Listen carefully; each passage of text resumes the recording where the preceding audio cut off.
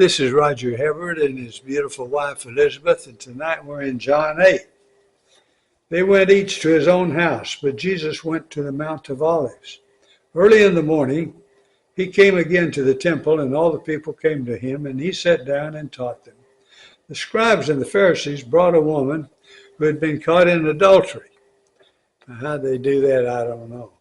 And placing her in the midst, they said to him, "Teacher, this woman has been caught in the act of adultery. Now in the law, Moses commanded us to stone such women. So what do you say?" This they said to test him, that they might have some charge to bring against him. Jesus bent down and wrote with his finger on the ground. And as they continued to ask him, he stood up and said to them, "Let him who is without sin among you be the first to throw a stone at her." And once more he bent down and wrote on the ground. But when they heard it, they went away, one by one, beginning with the older ones, and Jesus was left alone with the woman standing before him. Jesus stood up and said to her, "Woman, where are they? Has no one condemned you?" She said, "No one, Lord." And Jesus said, "Neither do I condemn you. Go, and from now on, sin no more." Again, Jesus spoke to them, saying, "I am the light of the world. Whoever follows me will not walk in darkness, but will have the light of life." So the Pharisees said to him, "You are bearing witness about yourself. Your testimony is not true." Jesus answered, "Even if I do bear witness about myself, my testimony is true. For I know where I came from and where I am going. But you do not know where I came from. But you do not know where I come from or where I am going. You judge according to the flesh. I judge no one. Yet even if I do judge, my judgment is true. For it is not I alone who judge, but I and the Father who sent me. In your law it is written that the testimony of two people is true. I am the one who bears witness about myself, and the Father who sent me bears witness about me." They said to him, therefore, "Where is your Father?" Jesus answered, You know neither me nor my Father. If you knew me, you would know my Father also." These words he spoke in the treasury as he taught in the temple, but no one arrested him because his hour had not yet come. So he said to them again, "I'm going away, and you will seek me, and you will die in your sin. Where I am going, you cannot come."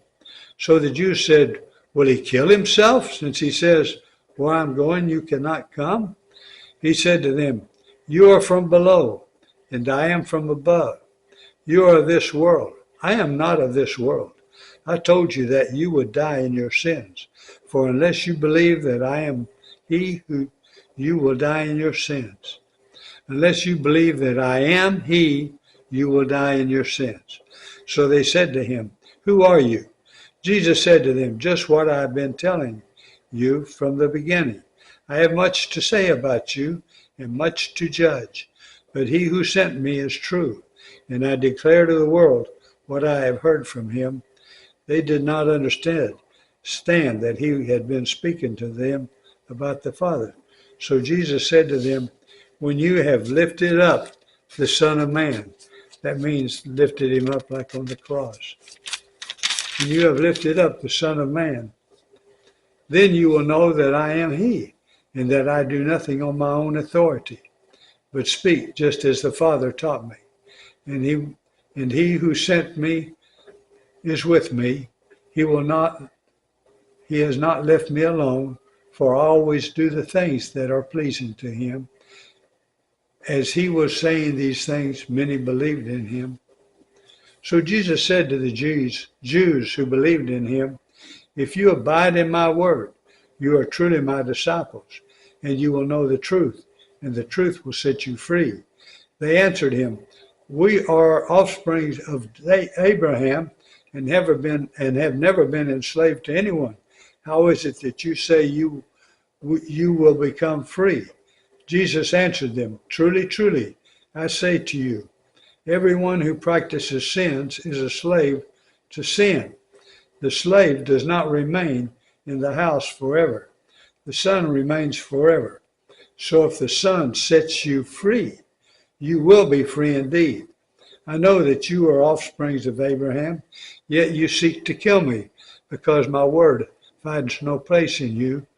I speak of what I have seen with my father, and you do what you have heard from your father. They answered him, Abraham is our father. Jesus said to them, if you were Abraham's children, you would be doing the works Abraham did. But now you seek to kill me, a man who has told you the truth that I heard from God. This is not what Abraham did. You are doing the works your father did. They said to him, we were not born of sexual immorality. We have one Father, even God. Jesus said to them, if God were your Father, you would love me, for I came from God, and I am here. I came not of my own accord, but he sent me. Why do you not understand what I say? It is because you cannot bear to hear my word. You are of your father, the devil, and your will is to do your father's desire. He was a murderer from the beginning and does not stand in the truth, because there is no truth in him.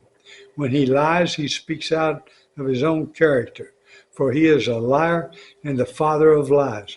You know those people who in public who are in a certain party, and they speak lies, and it's like they don't know they're speaking lies, like there's a veil over them. But you could tell, but we who are Christians and have no veil, I can immediately say and tell you that, hey, it's fake news, they're lying. Oh well.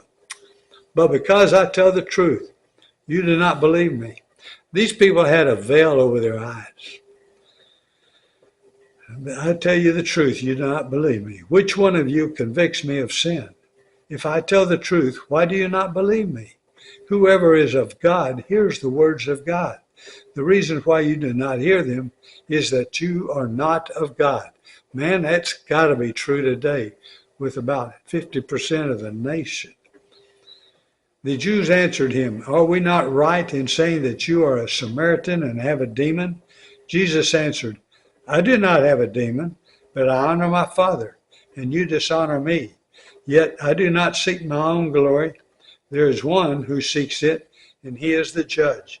Truly, truly, I say to you, if anyone keeps my word, he will never see death. The Jews said to him, now we know that you have a demon. Abraham died, as did the prophets. Yet you say, if anyone keeps my word, he will never taste death.